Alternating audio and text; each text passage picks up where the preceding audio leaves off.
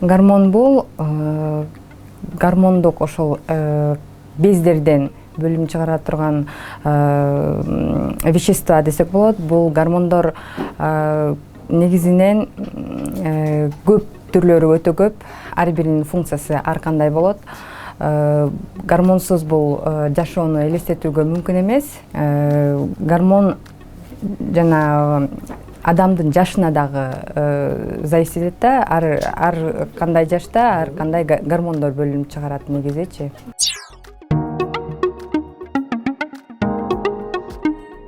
Функциялар өтө көп. Ар бир гормондун өзүнчө функциясы болот.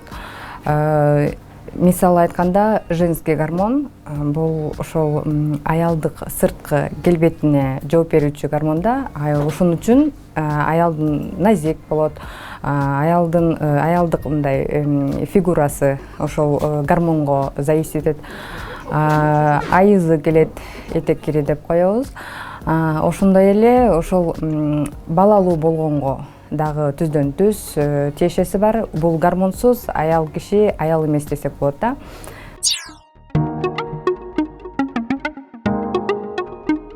Гормондорсуз адам жашай албайт. Ар биринин функциясы өзүнчө. Иммунитетти поддерживать эткен дагы гормондор өзүнчө болот. Аялдардын гормону, эркектердин гормону өзүнчө болот. Калкан безинен бөлүнүп чыгарган щитовидная железа деп коебуз. Анын гормондору өзүнчө, алардын дагы өзүнчө функциялары болот. Углеводный обменге катышкан гормон бар. Бул инсулин гормону баарыбыз эле билебиз. Бул гормондордун функциясы өтө бири-бирине окшогон функциясы бар. Жана ар бири өзүнчө адамдын жашына карата өзүнчө функционировать этишет.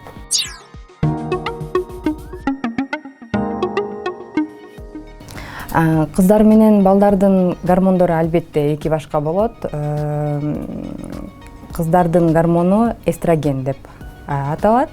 Эстроген бул ошол кыздар жетилип баштаганда көбүрөөк бөлүнүп чыгып, ошонун негизинде кыздардын келбети өзгөрөт, көкүрөк бездери чоңоюп, вторичные половые признаки деп коебуз, ошолор калыбына келет, анан этек кири келе баштайт.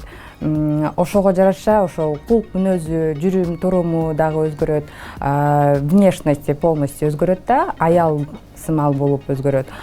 Эркектердики ошол жетилип баратканда эркектердин тестостерон гормону көбөйүп, ошонун негизинде алардын дагы сырткы келбети өзгөрүп, үндөрү өзгөрөт каркылдап.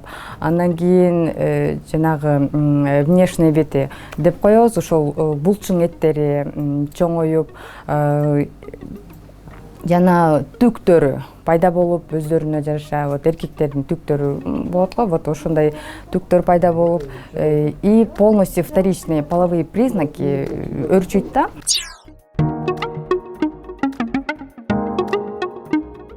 Аял кишилерде деле эркектердин гормондору болот да, негизичи, бирок өтө аз өлчөмдө болот.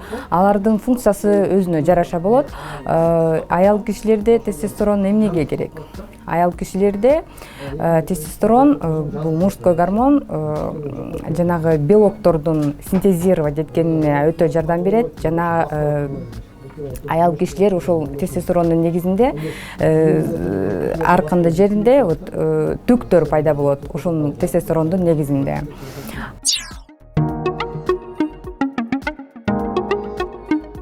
Аялдардын гормону эркектерге эмне үчүн керек? Бул биринчиден ошол костный системасына керек да. Эгер аялдардын гормону эркектерде аз болсо, остеопороз деген сөөктөрү жумшап кеткен ошондой оору пайда болот да.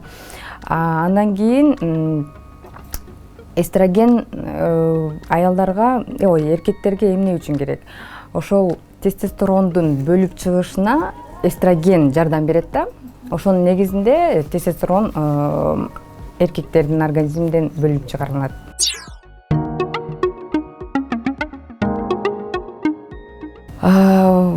Бул пубертатный период деп коюлат.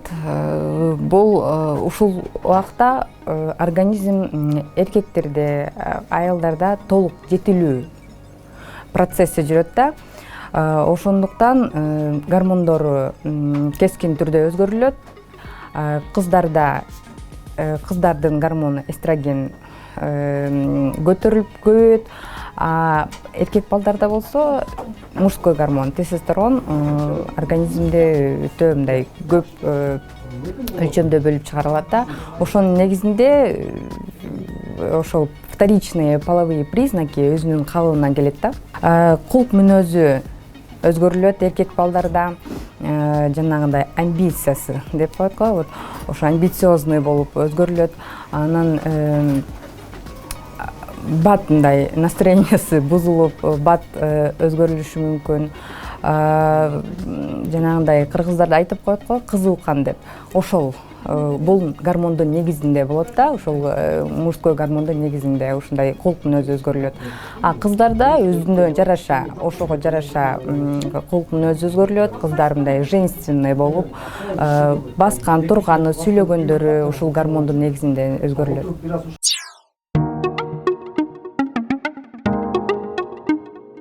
Негизи ошол пубертатный периоддо көбүнчө эркек балдардын кулк мүнөзү өтө курч болуп өзгөрүлөт да.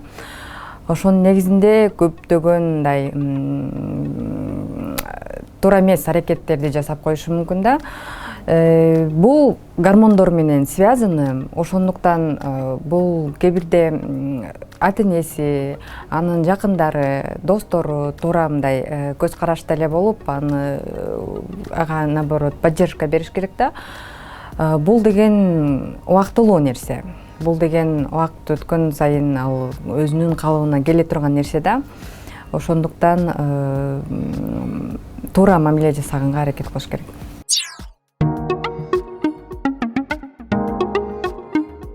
Гормондордун туура бөлүнүп чыгуусу жана нормада иштөөсү бул туура тамактануудан көз каранды да. Эң биринчиден толук туура тамактануу керек. Жана ошондой эле спорт менен заниматься этип, дайыма мындай кыймыл аракетте болуп жүрүү керек. Анан толук кандуу уйку болуш керек да.